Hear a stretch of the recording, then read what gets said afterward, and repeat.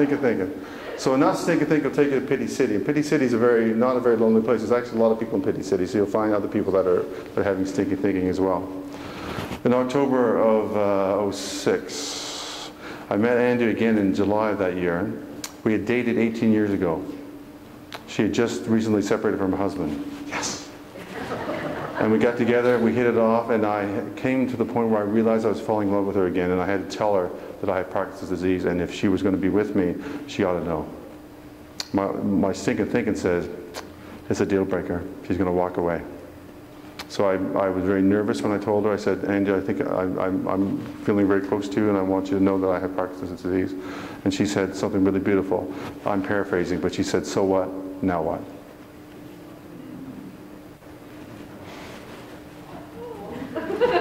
It's kind of cool. It's kind of cool that happened. And she could have said, okay, see ya. Anyway, that's not the stinking thinking part. So we got married July 7, 07, the only couple in Canada married that day. It's a very busy day. We tried for a baby. We were 43 and 48 at the time. Tried for a baby in the fall, and we tried in vitro in the spring of '08. No luck in the in vitro, that didn't work, so we gave up and got a puppy. Why not? Puppies are kind of fun anyway. No, we hadn't thought about adoption, didn't think of any of that stuff. But I had this 10% event happen. I want to share with you my stinking thinking journey. 10% of an event happened to me. I diagnosed that's a 10%, meeting Andy, that's a 10%. How I think about that's okay. But I want to share this particular story because it's close to me. It's the most recent one. The 10% event was a phone call from my wife's twin sister. Now, twin sisters are pretty tight, right? They're pretty cool folks. My wife's twin sister, I call her the sneaky sister, behind our back, had found out about a young mom who was 16 years old that wanted to make an adoption plan for her baby. She didn't want to have an abortion, she wanted an adoption plan. She was interviewing or reviewing proposals of prospective parents, and my wife's twin sister wrote a profile of us, submitted to the gal, and she approved us, and then we found out about it. And this is the 10%. This is the 10% penny from heaven dropping down. We got a call from my wife's twin sister, and here's the 10% event. Question: if a baby dropped in your lap, would you keep it? We're going, what? So we said, oh, okay, we'll start keeping it. So we'll start planning for it. So we met the birth mom. The baby. This is September long weekend. Actually, the weekend we took the puppy home. September long weekend of '08.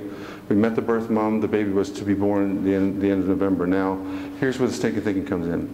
We went to see the social worker.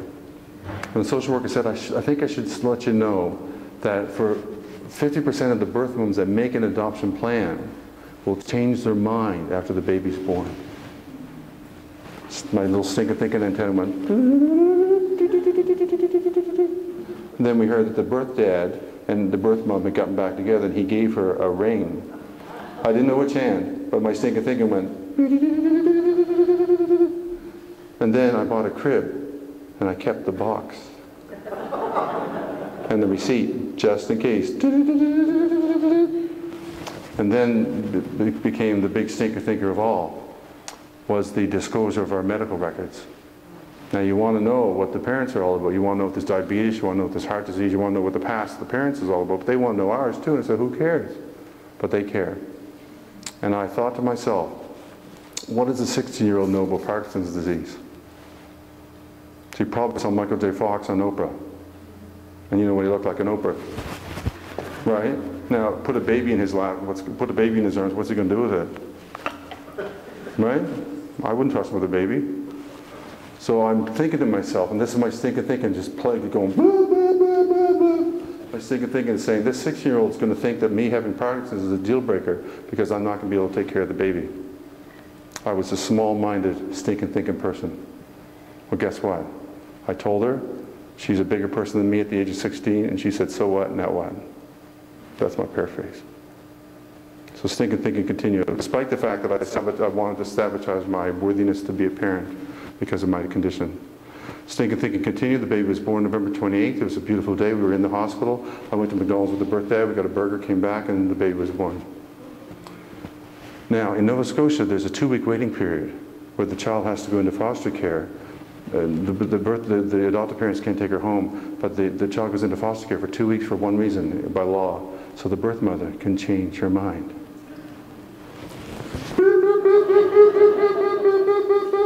that's HE double hockey stick for a stinking thinker. But guess what? She didn't change her mind. On the, I'm a dad. I'm a dad. On the 16th of December, the stinking thinking was lifted off of me because the baby was in the back seat with my wife, and I was driving down the street on a dingy, cold December day in Nova Scotia, and all I could see was color, and tears came out of my eyes. Now, up until this point, I'm just a proud dad with Parkinson's. But here's my question as a motivational speaker.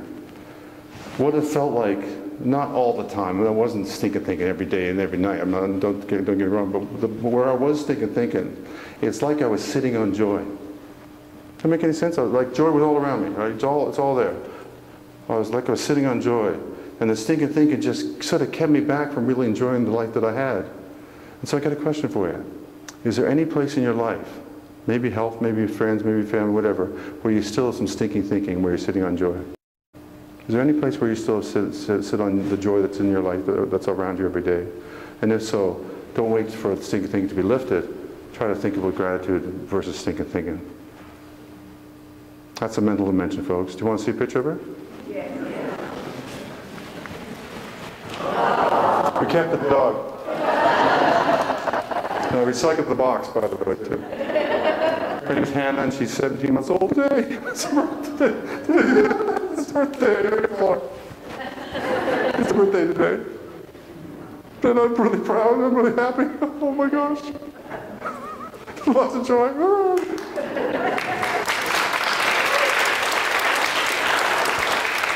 Anyway, I share that story because there's something called, excuse me. When I get choked up, I can't talk. It's really funny. There's something called the gift of the hit. And the gift of the hit, my hit was Parkinson's. The gift of the hit, to her. So, okay, don't mind me. But you should talk about early tears of depression, don't you think? Don't you think you get teary when you're all bummed out? Like when you're, I'm so happy it leaks out of me, so don't worry about that. I'm fine, I'll be fine. I'll collect myself. So I'm going to share that with you because it's a good story about stinking thinking. And if you're sitting on joy anywhere, please don't sit on joy anymore. Life's far too short. It doesn't matter what the future brings. It matters what's in the now, right now. It doesn't matter how many breaths you take, but how many moments take your breath away. And stuff like this takes your breath away. So allow it to take your breath away, folks. Allow it. The mental dimension. Now, once you start seeing things, find the gratitude, the gift of the hit. Once you start seeing things like this, you can't unsee it. You can't stop seeing. Once you start seeing the world full of gratitude and abundance and beauty and love, and that everything that happens to you, well, it's funny we're in a church actually, because everything you're given to you, you're supposed to be given, because you're not given stuff you can't handle. You just have to figure out how to handle it the best way. So I want to share with you a little reminder of looking for the stuff within the stuff. Whenever you're given stuff, look for something within the stuff that's a little bit more joyful. So a little back up so you can see the screen nice and clear. I want you to look for something besides what it says, FEDEX. Something else inside there.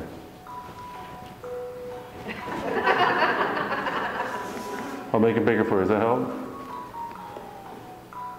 There's another message, there's another story to be told, there's another imagery in there, there's something symbolically embedded within the diagram. Can you see it? Can you see it? I'll make it bigger for you. How's that? Okay, it's painful. I'm going to show it to you. You see it right there? You see the arrow? See the arrow? It's always there, right? But sometimes we don't see it. So do you see it now? Do you see the arrow? Do you see it now? Okay, so cool. So every time you see that FedEx truck driving by the street, you can see there's that darn arrow. But when you see that arrow, ask yourself, are you really seeing the whole picture of your life? Because there's always something beautiful in your life. No matter what happens to you, there's always something beautiful. And you can talk about lemons and lemonades. I think that's an old used thing, but maybe it's the truth. Maybe there's always something there for you. The mental dimension. What you think about, you bring about. If you want to focus on the good stuff, you'll find it. If you want to have stinking thinking, you'll find it. It's out there. It's out there every day. Just watch the nightly news, right? Watch the news, you'll find it.